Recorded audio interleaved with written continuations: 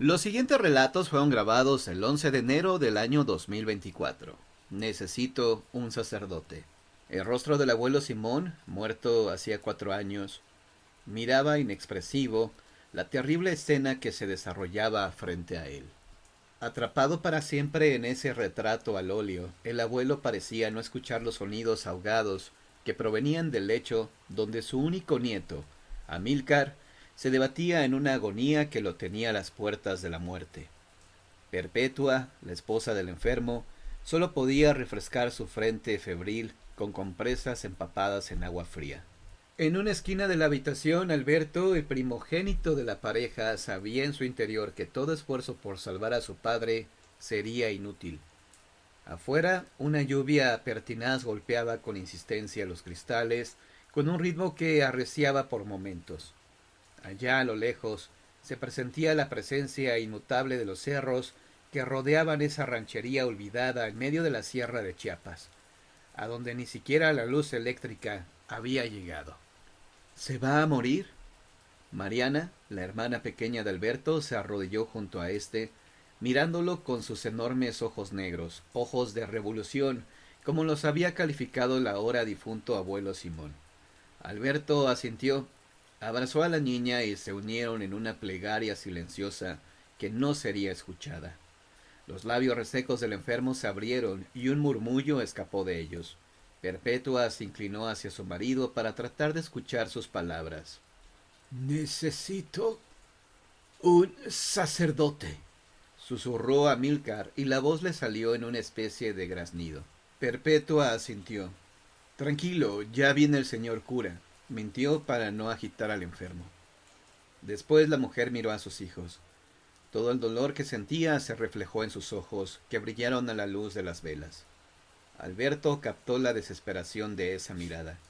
Sabía, como su madre, que era imposible ir a buscar a un cura que viniera a darle la última bendición al moribundo. 2 días hacía que llovía y los caminos de brecha se habían convertido en lodazales. La noche, oscura y fría, era surcada de cuando en cuando por feroces relámpagos que parecían pálidas heridas en las nubes. El cura de la parroquia era muy anciano y estaba enfermo. No podían pedirle que acudiera al lecho de muerte de Amílcar, y su sustituto no había llegado todavía a la ranchería. Tal y como estaban las cosas, Amílcar moriría sin la bendición de un sacerdote, y la mujer que en ese momento le brindaba sus cuidados, tal y como le había brindado un amor a toda prueba durante años.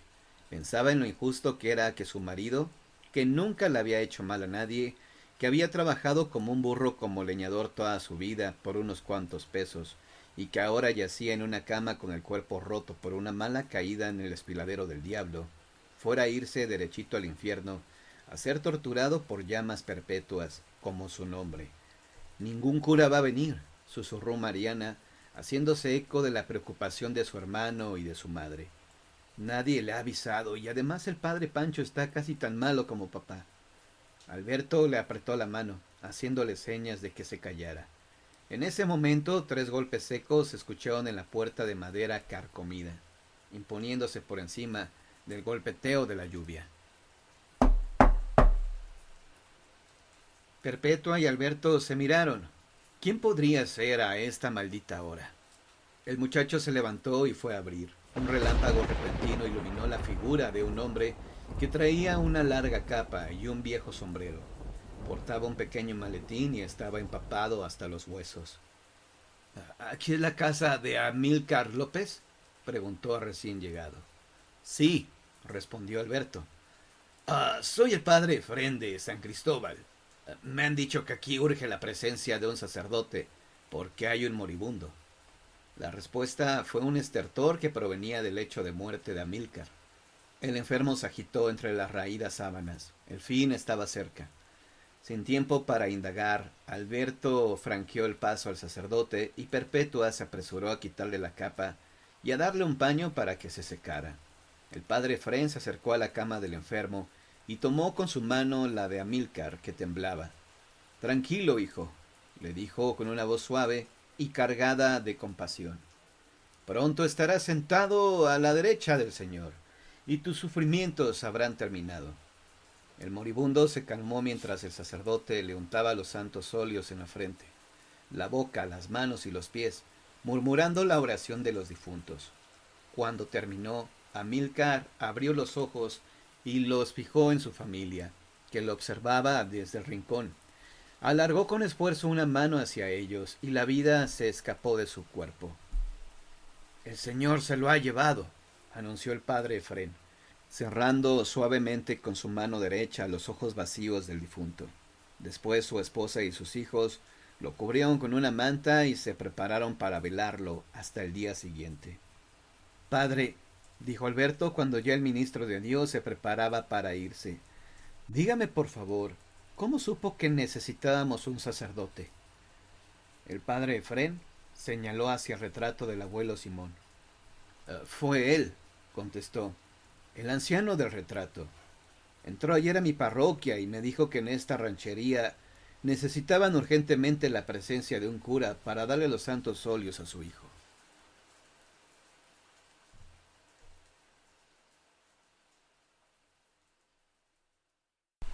La hacienda del río Seco. Negros nubarrones cruzaban el cielo como mensajeros siniestros de una tempestad que ya se podía olfatear en el aire crispado de presagios. Un viento frío y cortante castigaba los árboles y levantaba en el camino de brecha remolinos de polvo que a la luz moribunda del atardecer parecían fantasmas enfrascados en una loca danza sin sentido. Los caballos, nerviosos, piafaban y pateaban el suelo del remolque. Eran caballos finos, de pura sangre. En trayecto hacia una feria ganadera que habría de celebrarse 2 días después en San Salvador, en el estado de Hidalgo. Jacinto aferró el volante de la camioneta que arrastraba al remolque y miró a su primo, Sebastián, que fumaba callado. «No vamos a llegar a tiempo a la hacienda de Río Seco. Dios solo sabe por qué Miguel la conserva todavía». Sebastián se encogió de hombros. A Miguel siempre le había costado deshacerse de sus cosas. Se le heredó su abuelo, ¿no? Pues sí, pero está en medio de ninguna parte. Creo que ya no produce más que problemas. Como quieras, pero será el único refugio que tengamos esta noche. Si es que queremos ser los primeros en llegar a San Salvador, opinó Sebastián. Atrás de ellos Miguel Arios los seguía en su vehículo. El dueño de los caballos miró al cielo, preocupado. Los nubarrones comenzaban a aglutinarse a medida que la tarde moría, tapando al débil sol agonizante. «Quizá debimos habernos quedado en Pachuca», pensó, «pero me conviene llegar más temprano a la feria. En fin, sigamos a ver qué sucede. Ojalá lleguemos a tiempo a la hacienda».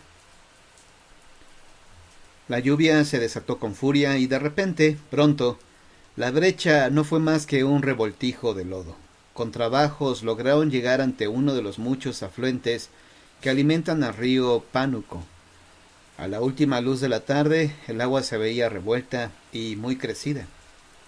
Jacinto apretó el acelerador y el potente vehículo logró pasar el riachuelo mientras los caballos relinchaban en el interior del remolque. Pero cuando le tocó el turno a Miguel, la crecida subió arrastrando piedras. El ganadero supo con frustración que no podría pasar, de modo que decidió dar marcha atrás y llegar hasta Izmiquilpan a pasar la noche. Ya alcanzaría a sus amigos en la hacienda al día siguiente. Era noche cerrada cuando Jacinto y Sebastián llegaron a la hacienda del Río Seco. La lluvia había cedido y un camino de antorchas encendidas marcaba la senda desde el portón abierto hasta el patio principal.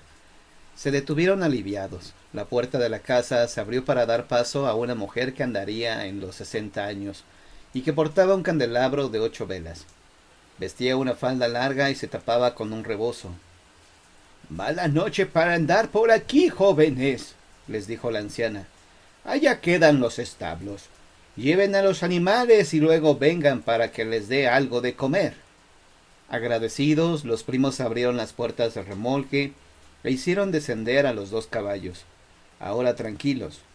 Después de darles pienso y agua que encontraron en los relucientes establos, les pusieron unas mantas limpias, los encerraron en sus caballerizas y se dispusieron a aceptar la amable invitación de la mujer.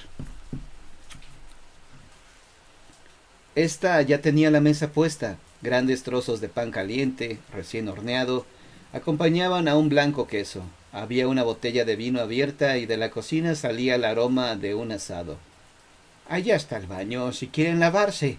Solo tengo un cuarto listo. Muchas gracias, señora. ¿Cuál es su nombre? Preguntó Jacinto. Dolores, dijo ella. Disculpe, ¿no hay nadie más aquí con usted? Siguió Jacinto, mientras su primo ya iba en dirección al cuarto de baño. Sí, están los peones, pero tuvieron que irse a reparar una cerca al otro lado de la hacienda, respondió ella.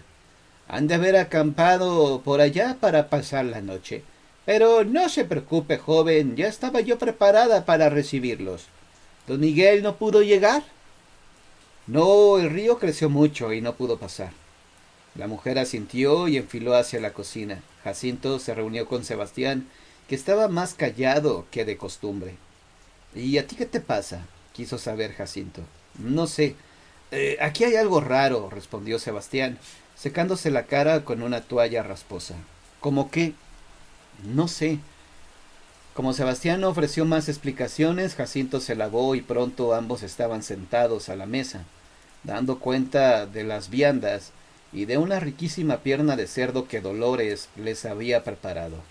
Cenaron solos. La mujer aparecía de cuando en cuando para llevar y traer cosas a la mesa, y la escuchaban trasteando en la cocina. Al terminar de cenar, Dolores lo siguió hacia una habitación de techos altos, en donde había 2 camas recién tendidas. Les dio las buenas noches y solo cabeceó cuando los primos le dieron las gracias por sus atenciones. Ambos durmieron a pierna suelta. Los despertó un claxon que sonaba insistente en el patio principal. Era Miguel. Buenos días, dijo éste cuando los primos salieron de la casa. Han de estar hambrientos, ¿no? No han comido nada desde ayer. Suban a los animales al remolque y nos vamos a San Salvador. Con suerte llegaremos en 2 horas y podremos desayunar. Cenamos bien ayer, dijo Jacinto. ¿En dónde? Preguntó Miguel.